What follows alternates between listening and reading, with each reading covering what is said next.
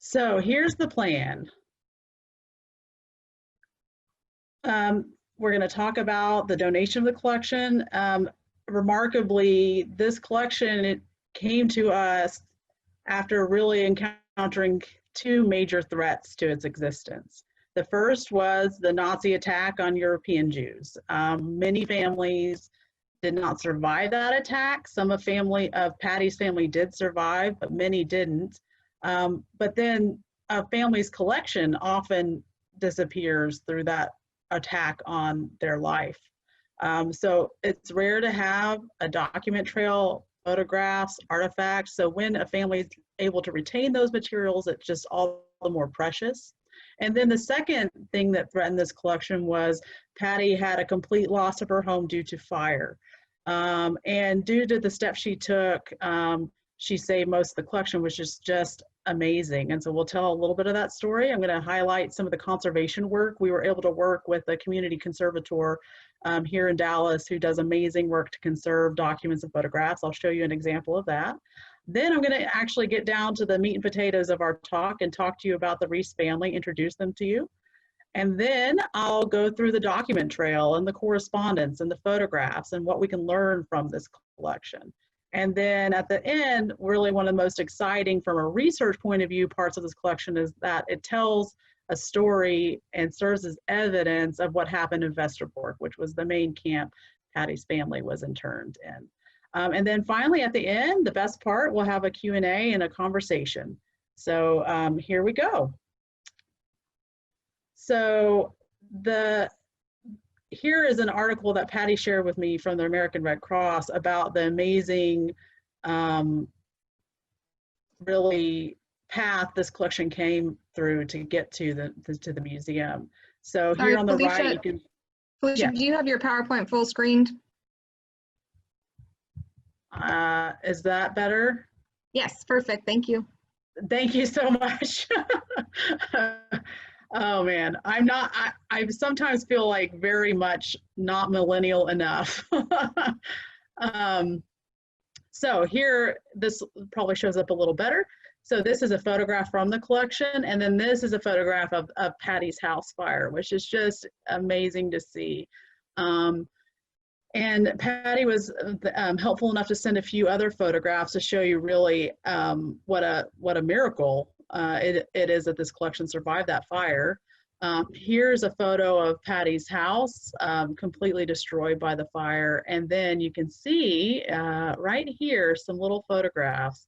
And so Patty had gathered her family's collection together, and it was in a plastic Tupperware container, a large plastic container.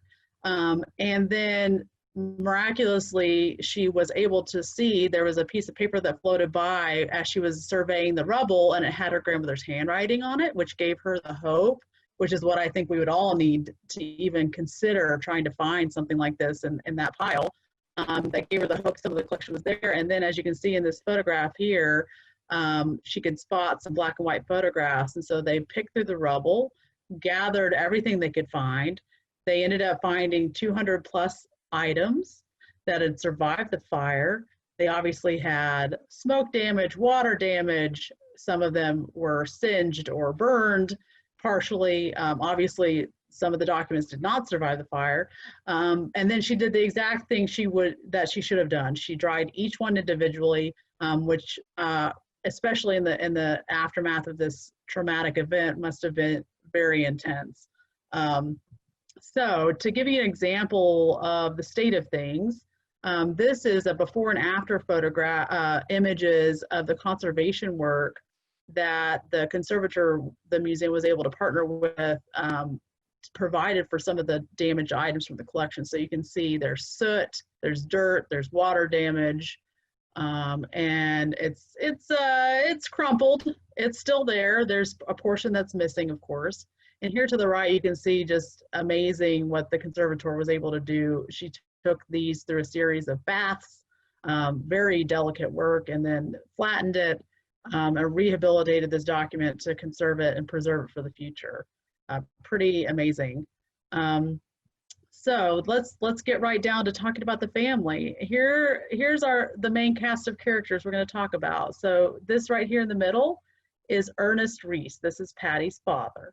And then to right here, this is Ernest's mother, Patty's grandmother, Helen, and then Patty's grandfather, Ernest's father, Arthur, or he was born Abraham. And then this is their housekeeper. This photo was taken in their hometown, Bunda, Germany in 1936. So Arthur is about 14 in this photo. And, you know, to me, this is such a striking photo. You can tell that the family is relatively happy and peaceful, and that they're so close. You can feel that warmth. And in the documents, you'll see these parents loved their child. Every parent loves their child, but these parents their number one focus was preserving their child's life, making sure he was able to build a life, and they put their entire emphasis and efforts towards that as the growing threat of Nazi violence became more and more clear to them. Arthur Reese was born in 1885 in Bunda, and he was murdered in Auschwitz in 1944. Just a quick kind of timeline. He was born Abraham Kaufman.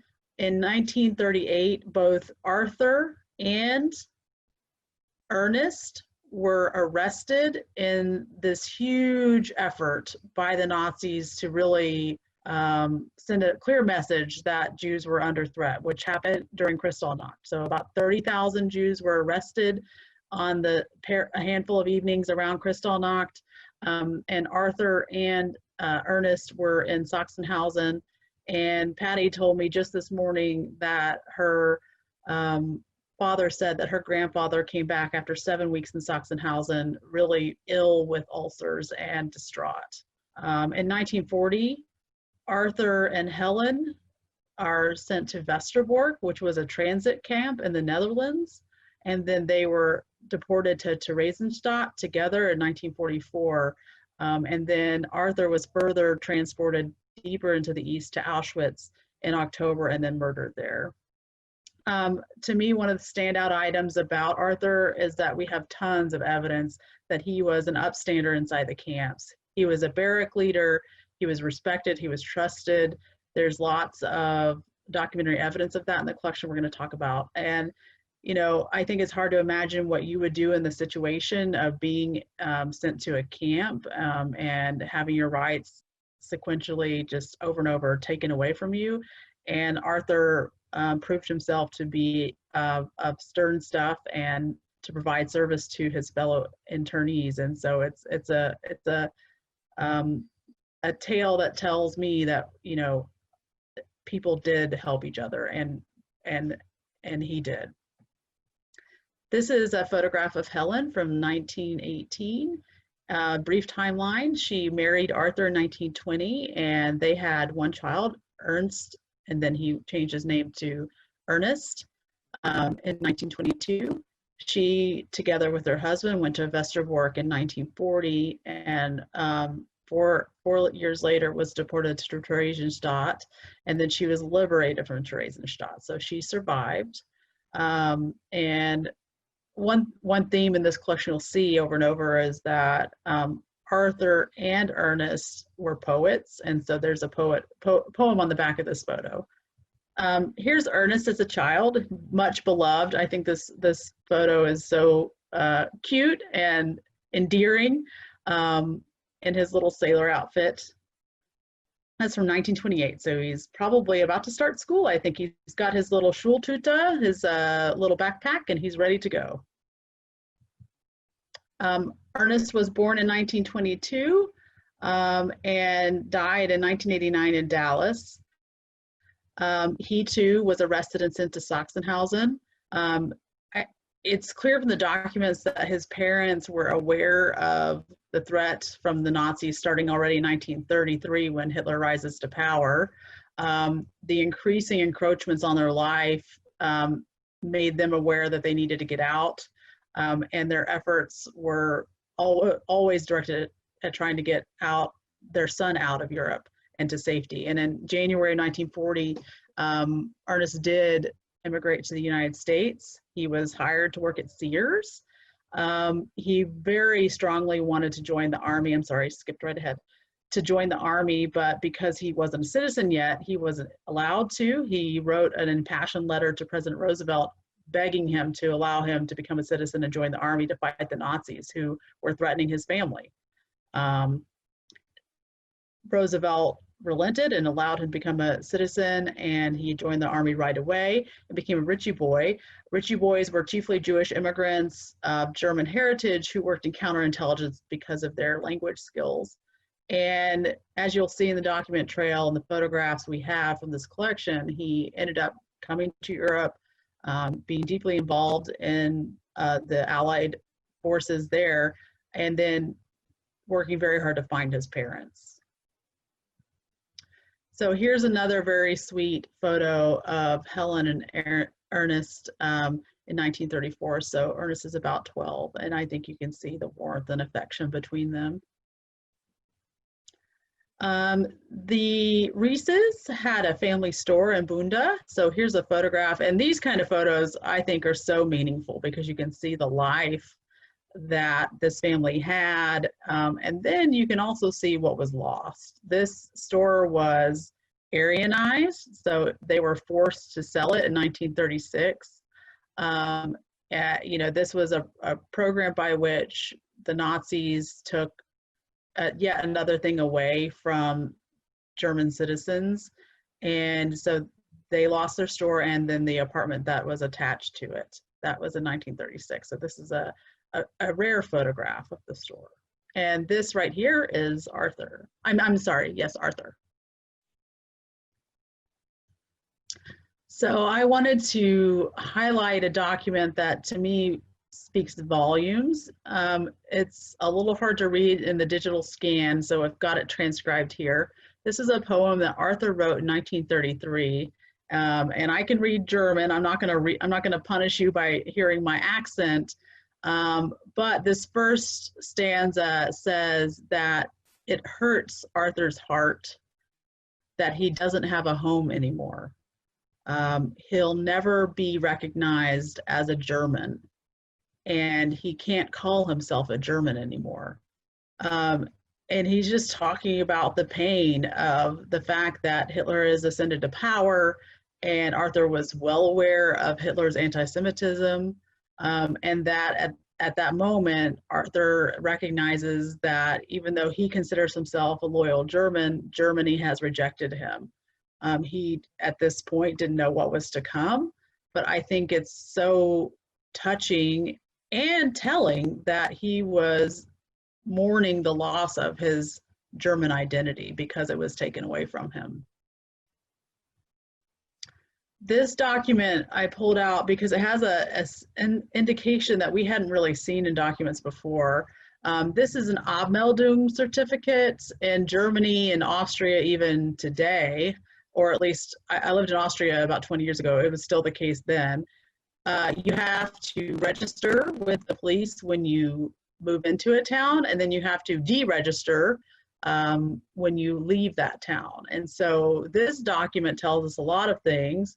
First of all, we know that the Reeses left Germany in December of 1938. So if you think about the timeline here, in November of 1938, during Kristallnacht, Ernest and his father are arrested and sent to Sachsenhausen. They are both released, partially because they could prove they had intentions to leave the country. They're released. Arthur was in the camp 7 weeks, so he must have been released almost immediately before this document is produced in December of 1938.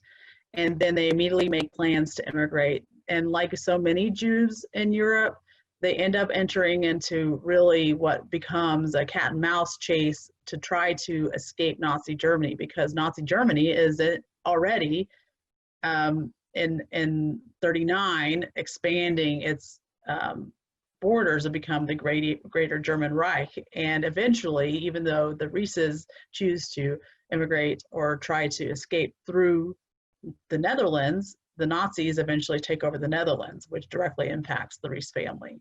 But at this point, they're leaving and they're heading toward the Netherlands and trying to get to safety. And the interesting thing, it's a little hard to see, but this says Mosaisch. And so the closest way I could translate that is Ernest Rees is being indicated here as a person of Moses, so a Jew.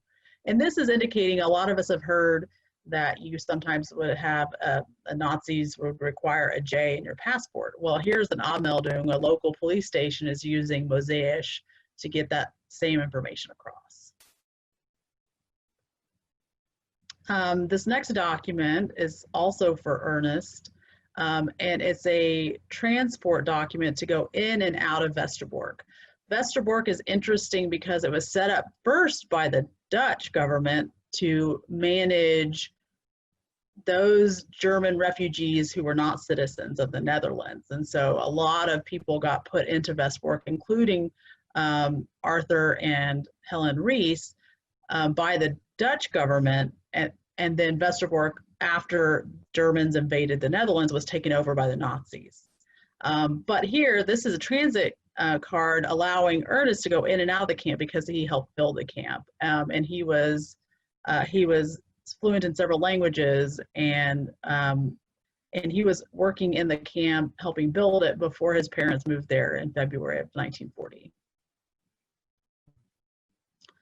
Here's another interesting document, and so as I mentioned before, Ernest had applied to become a citizen and to be a soldier in the army. He eventually was successful and enlisted in May of 1943.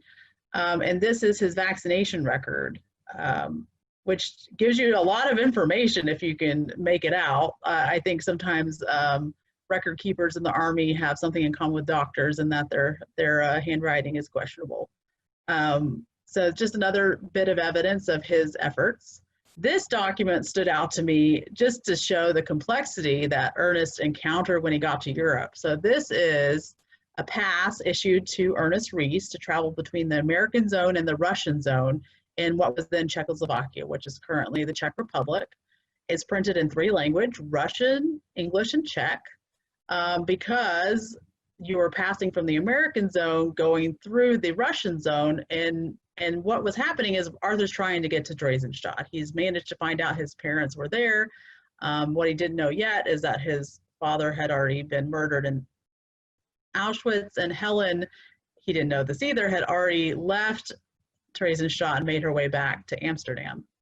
But I just think this is an amazing document because you can see immediately a little snapshot of how complex making that journey back to Theresienstadt was for Ernest. Felicia, can I say one thing here? Yes.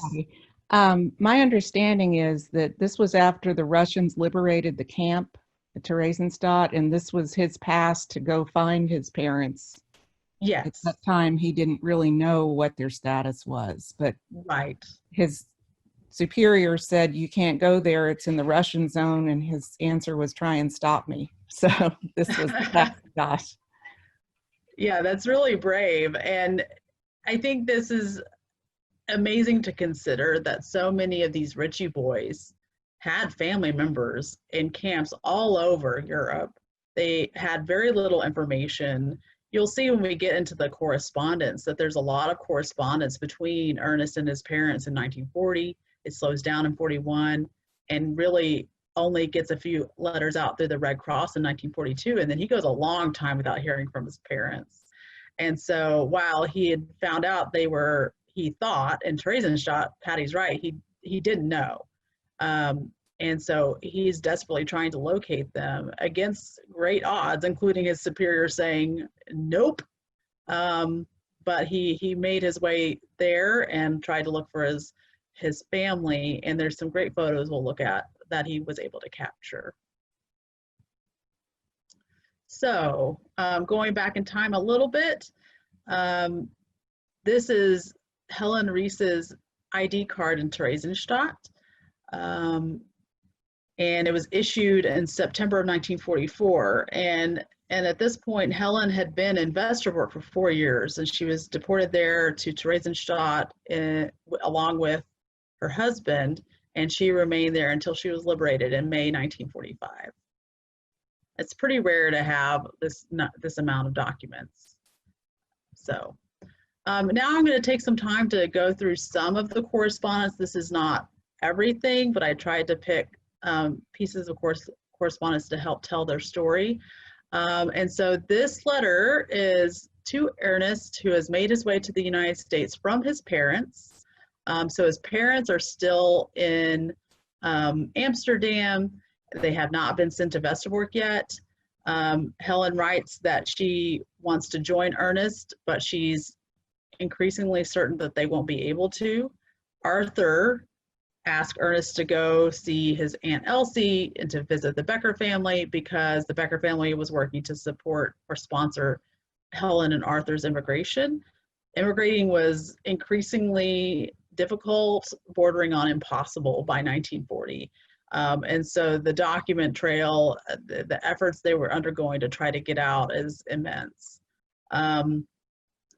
Then his parents are asking asking Ernest to pursue support from the committee, which is probably the joint.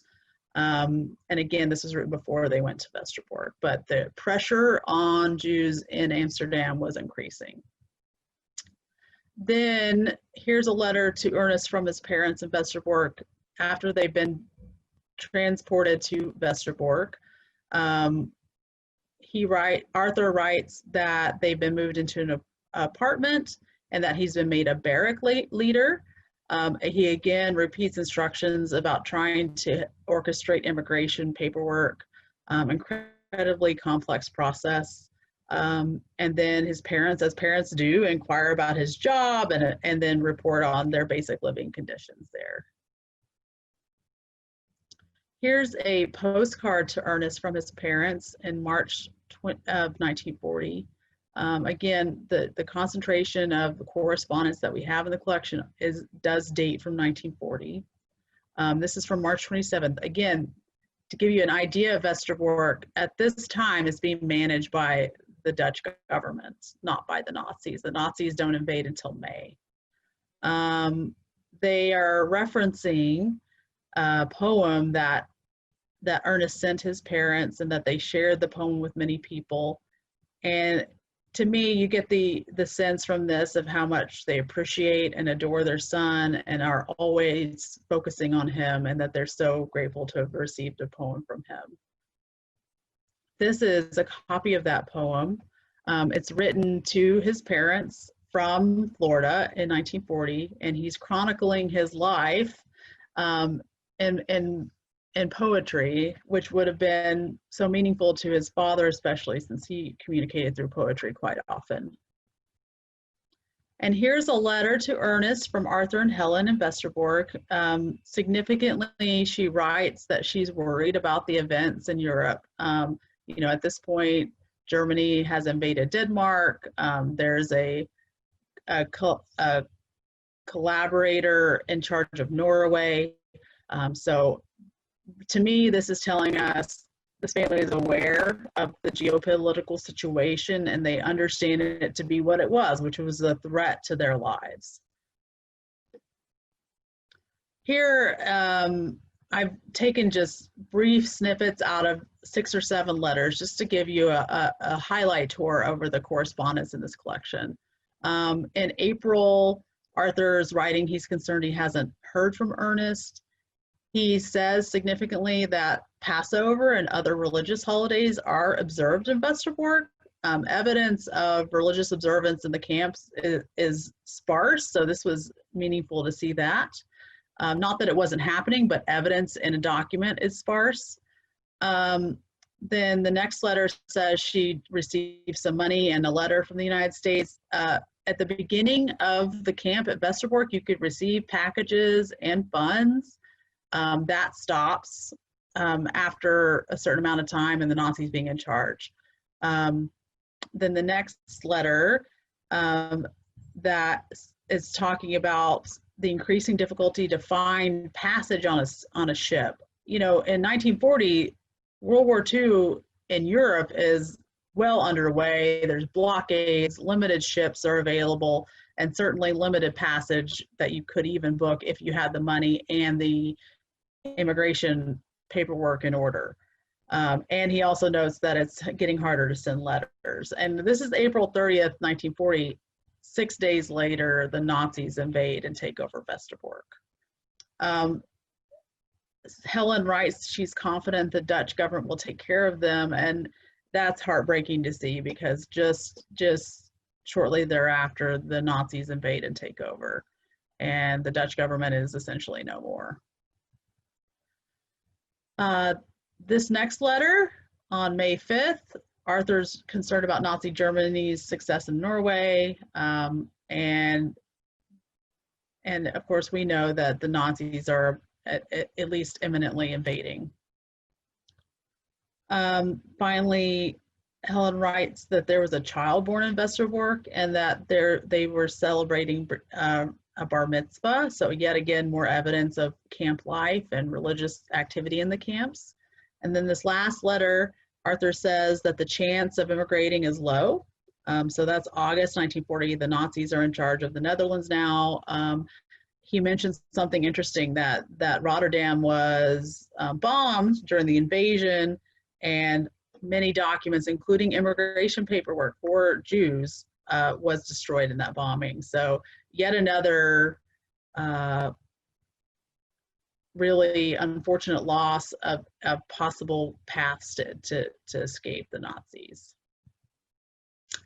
As I mentioned earlier, you know, in the 1940, we get quite a few letters. It slows down a lot in 1941, and then in 1942, there's only a few examples, and they're chiefly Red Cross letters. So the Red Cross is allowing or orchestrating correspondence. Of course, that correspondence is is very brief, and so in this letter, Arthur and Helen write that they are well and they hope Ernest is okay, and they indicate, here it is in May 1942, that they haven't heard from him since November. So that's 6 months not hearing from their son, and I think it must have been very challenging to keep hope alive in that scenario, although their son was in the United States, so they were more fortunate than some.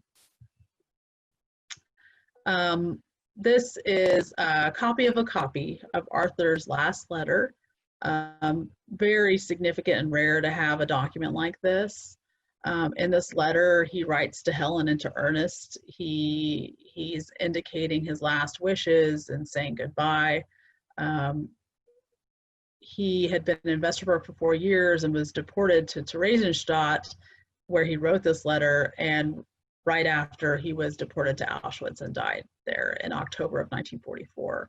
And I think he clearly knew that was his fate. He was also a barrack leader in Theresienstadt, and as such, he would have been more aware of maybe what was coming. So this document is interesting. It's written by a Herr Blocher, who's an intelligence officer in Westerbork in January of 1946, and basically he's testifying that Arthur and Helen arrived in Westerbork in 1940 on February 27th, and that they were deported or transported to Theresienstadt in September of 1944.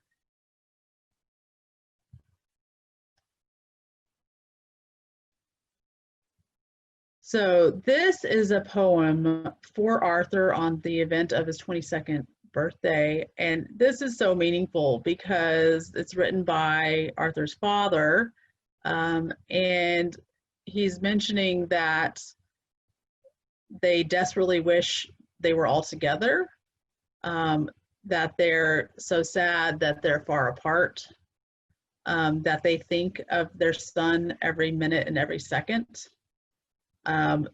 that they've been apart for years now, and that they long for him, but that their bloodline connection can overcome the distance that keeps them apart. It's really a beautiful poem, and just reminds me of the deep love these parents had for their son. I'm going to take a moment to talk about Westerbork. I've hinted at it along the way. It was created by the Dutch government to house Jewish refugees, chiefly from Germany. It was taken over by the Nazis following the German invasion in May of 1940. It's different than some camps in that, and really most camps in the west of Europe function this way. It was a transit camp. So most inmates were gathered from around the country and then deported, usually within a matter of weeks, to death and concentration camps in the east. For Westerbork, most of the inmates ended up in Auschwitz. But the camp retained certain inmates for a long time. And these inmates were involved in the day-to-day functions of the camp and helped it run. Significantly, this was not a, guarantee of survival. Most were eventually deported and very few of them survived. I pulled a quote just to kind of hammer home how serious this is from the United States Holocaust Memorial Museum. From July 1942 until September 1944, the Germans deported 97,776 Jews from Westerbork. 55,000 went to Auschwitz in 68 transports, 34,000 to Sobibor, which was a death camp. You were killed upon arrival, and then almost 5,000 to Theresienstadt, and then a final almost 4,000 to Bergen-Belsen. So again, a majority of the inmates in Westerbork ended up in Auschwitz and died there. And you can see that this is a very small number of these prisoners who end up in Theresienstadt. But that did include Arthur and Helen. And then from Theresienstadt, Arthur was then sent to Auschwitz where he died. So now we come to really one of the most significant portions of this collection from a historical point of view. Every single item, of course, is so meaningful, but these photographs and documents show camp life inside Westerbork, and I can't overestimate how unique this is. There's just not that much of this kind of document or photograph available or preserved. And so we are so thrilled to receive this donation from the Reese family and document it. And so here, this photo shows the English class in Westerbork in 1940. And so significantly, you can see right here, standing in the middle is Arthur Reese. Here, seated here to the left is Helen Reese. You can notice that you can clearly see visible patches, Stars of David here on the clothing. Again, another photo of the English class. So what are we learning? We're learning they were having English class at a certain point. Again, this is in 1940. We see Arthur and Helen here to the right, and you can see just barely the Star of David there. So it's rare to have photographs of Jews wearing the star. It's rare to have photographs from inside a camp. It's rare to see documentation of something like an English class. And so really impactful photograph. Here's a photo standing in front of the barracks. And so you can learn a little bit about this. It's from the I expect this is from early days because this photograph has a dog, someone has a camera. It's a certain looseness of management that I think changed later in Westerbork's history. And this is Helen Reese's mother, Ida Katz. Here's a few other photos that I just grabbed. So you can see this is Arthur and Helen standing in front of their barrack. Again, they were clearly instrumental in caring for their fellow internees. Here there's a group of internees. There they are with a young child. And so they took it upon themselves to care for their neighbors inside the camps. And finally, a document that really sends this home. Arthur and Helen were instrumental in running the barrack there in Westerbork, but then they were also, Arthur was a barrack leader in Theresienstadt. So again, given a leadership position. This is a poem written by some of his fellow internees in honor of his birthday. He didn't live to see this letter. It was written after he'd already perished. But in the letter, they are just reiterating in poetry again, which would have been meaningful to him, how much he helped them and served as a source of help and consolation.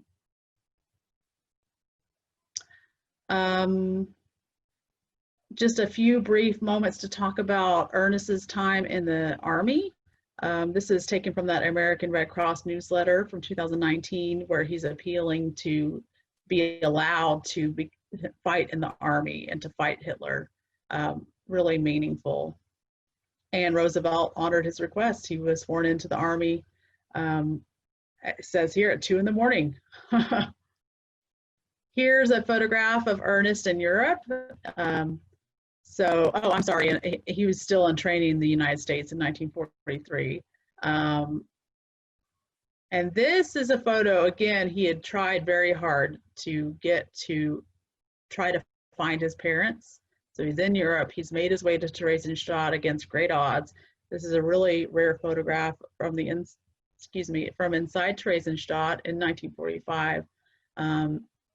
And this is a horse drawing a buggy full of coffins from typhus victims inside Theresienstadt. You know, this stands in stark contrast with the Nazi propaganda version of Theresienstadt as being the model camp. Here we see the evidence of really dire circumstances in that camp. To end on a hopeful note before we have our conversation, this shows that Ernest eventually did find his mother. Helen had gone back to Amsterdam by the time Ernest made it to Theresienstadt, so they missed or didn't cross paths there, but they eventually did reunite in Amsterdam in the fall of 1945, and then Ernest helps his mother arrange immigration to the United States. I think this photo is amazing. You can tell the years have been hard in ways we can really not imagine, but there's also a sense of relief and joy at being reunited. And then finally, Helen starts her life over. She works for Sears as a seamstress, and I think this is kind of a jolly photo of her. And from from Patty's telling, she was a very sweet lady. Okay, I just want to point out 2 things here before we start our Q&A. Tish Brewer was the person we worked with at the Center for Art Conservation to restore about 180 photographs and documents. And then this is the article about Westerbork I encourage you to read. So I'm going to stop sharing.